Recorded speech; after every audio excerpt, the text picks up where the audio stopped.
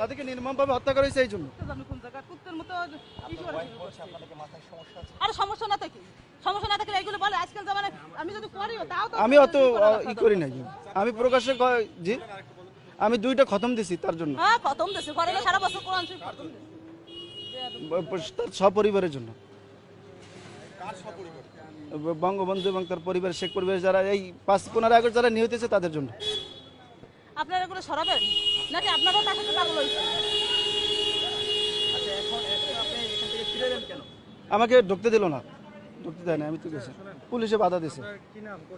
আমার নাম মাওলানা ওলিউল্লাহ, পিরিজপুর থেকে আসছি। পিরিজপুর থেকে আসছি, আমি থাকি ঢাকা আসছি কিছুদিন আগে, ঢাকা এক জায়গায় থাকি।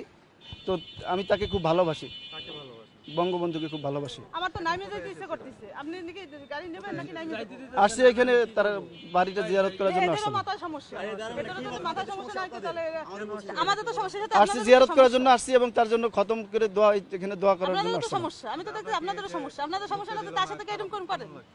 অত্যন্ত খারাপ লাগতেছে, আমি খুব কষ্ট লাগতেছে, দেশের জন্য সবকিছু করলো, তার জন্য আজ এই অবস্থা। নাম